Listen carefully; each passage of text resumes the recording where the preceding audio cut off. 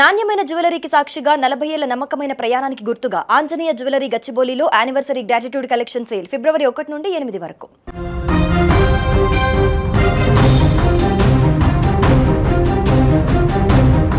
కూతురి హాస్టల్ విజయారెడ్డి కొత్త సీసీటీవీ దృశ్యాలు బయటకొచ్చాయి. రిసెప్షన్ వద్ద టెన్షన్గా విజయారెడ్డి కనిపించారు. ఫోన్ పైనే కళ్ళు టెన్షన్గా విజయారెడ్డి ఒకంత ఉన్నట్లుగా కూడా తెలుస్తోంది. పక్కా ప్లాన్ ప్రకారమే పిల్లల దగ్గరకు వెళ్ళిందా, ఫోన్లోనే అన్ని సమాధానాలు ఉన్నాయా, ఈ క్వశ్చన్స్ అన్నిటికీ కూడా క్లూస్ అయితే దొరకలేదు.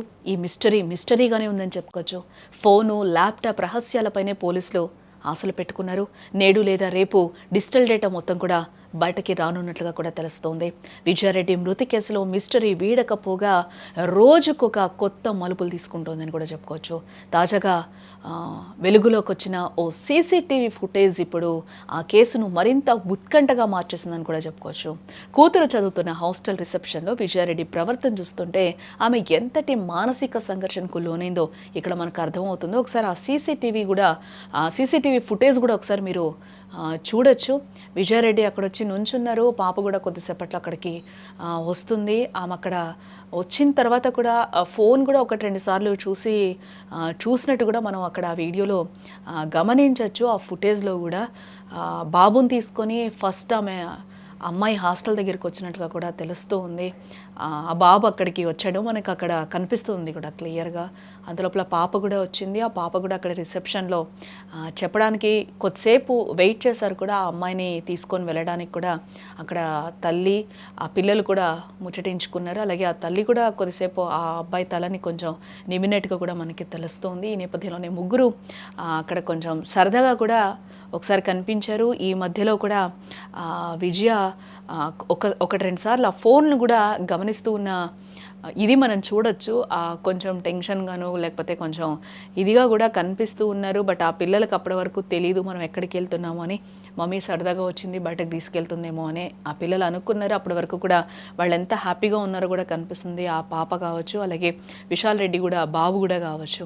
ఒక పక్క టెన్షన్, మరొక పదే ఫోన్ చూస్తుంది. అసలు కూతురు కోసం వచ్చి టెన్షన్గా ఫోన్ చూడడం ఎందుకు? ఆమె అంతగా ఎందుకు టెన్షన్ పడుతుంది? ఈ చిక్కుముడి వీడాలంటే ఆ స్మార్ట్ ఫోన్ నోరు విప్పాల్సిందేనా?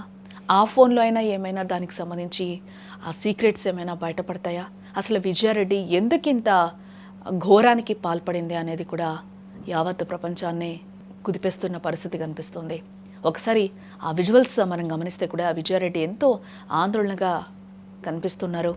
ఆమె తన ఫోన్ను పదే చూస్తూ తీవ్రంగా ఆలోచిస్తూ ఉన్నారు. బహుశా తాను చనిపోవాలనే నిర్ణయాన్ని అప్పటికే స్థిరంగా తీసుకున్నట్లుగా ఆమె బాడీ లాంగ్వేజ్ అర్థమవుతుంది.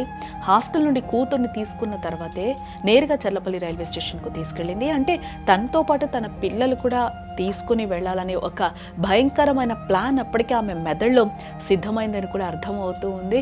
ఆ తల్లి మనసు అక్కడ కూడా మనకు హాస్టల్ దగ్గర కూడా కనిపిస్తుంది. ఒకసారి ఆ బాబుని తల నిమురుతుంది, తర్వాత ఆ పాపని కూడా దగ్గరికి తీసుకొని కొంచెం జుట్టు కూడా సరి చేస్తూ ఉంటుంది. ఈ నేపథ్యంలోనే మళ్ళీ ఆ రిసెప్షన్లో సిగ్నేచర్ చేసి అవుటింగ్కి తీసుకెళ్తున్నట్టుగా కాలేజెస్లో ఆ పర్మిషన్ గ్రాంట్ చేస్తున్నట్టు వాళ్ళు మనకు ఒక దీని మీద బుక్ మీద సిగ్నేచర్ చేయించుకుంటారు. అలాగే విజయారెడ్డి పాప, అలాగే విజయారెడ్డి కూడా సంతకం చేసిన దృశ్యాలు కూడా మనకు ఆ సీసీటీవీ ఫుటేజ్లో అయితే కనిపిస్తూ ఉన్నాయి. అయితే పోలీసులకు మాత్రం ఎన్ని కోణాల దర్యాప్తు చేసినా ఎందుకు చనిపోయింది అనే ప్రశ్నకు ఇప్పటి వరకు అయితే ఈ టైం వరకు కూడా ఎటువంటి సమాధానం అయితే దొరకలేదు.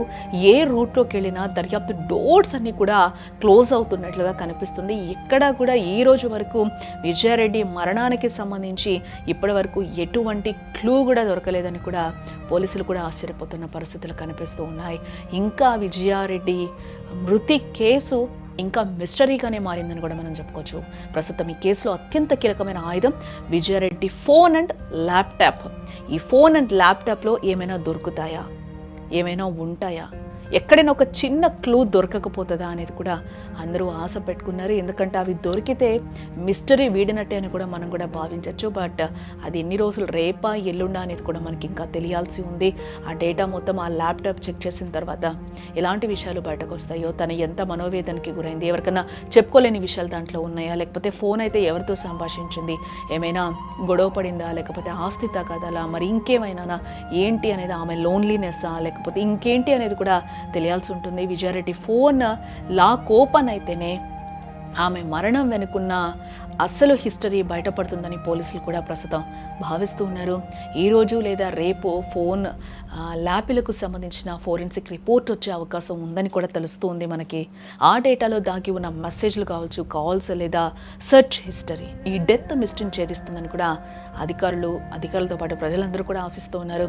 చివరి నిమిషం వరకు కూడా ఫోన్ చూస్తూ టెన్షన్ పడ్డ విజయారెడ్డి ఎవరైనా ఒత్తిడికి గురి చేశారా, లేక ఎవరితోనైనా గొడవ పడిందా, ఫోన్లో ఉండే అవకాశం లేకపోలేదా అని కూడా అందరూ ఆశ్చర్యంగా ఎదురు చూస్తూ ఉన్నారు. ఆ మిస్టరీ ఏమై ఉంటుంది, ఆ ఫోన్లో ఆ ల్యాప్టాప్లో ఏమైనా దొరికే ఛాన్సెస్ ఉన్నాయో, ఒక చిన్న క్లూ దొరకకపోతుందా అనే ఆశతో కూడా అందరూ చూస్తూ ఉన్నారు. ఎందుకు చూస్తూ ఉన్నారంటే ఇంత దారుణంగా ఎదిగిన పిల్లలు ఉండి కూడా ఆమంత ఎత్తు పిల్లలు ఉన్నారు, వాళ్ళిద్దరినీ కూడా ఈరోజు లోకం నుంచి ఆమెతో పాటు తీసుకెళ్ళిపోయిన పరిస్థితులు కనిపిస్తున్న నేపథ్యంలో ఆమె తీసుకున్న ఆ డెసిషన్కి సంబంధించి ఆ కారణం ఏదై ఉంటుంది అనేది అయితే ఇప్పుడు ఏంటి అనేది కూడా అందరూ ఆలోచిస్తున్న, అందరికీ మెదులుతున్న ప్రశ్నలుగా కూడా మనకి కనిపిస్తూ ఉన్నాయి. వాటికి ఒక ఆన్సర్ దొరుకుతుందా, ఆమె ఇలాంటి దారుణానికి పాల్పడిన నేపథ్యంలో దీనికి సంబంధించి ఏమైనా ఒక ఆన్సర్ దొరుకుతుందా, ఆమె ఎందుకంత కఠినమైన నిర్ణయం తీసుకుంది అని కూడా అందరూ ఆలోచిస్తున్న పరిస్థితి కనిపిస్తుంది. మొత్తానికి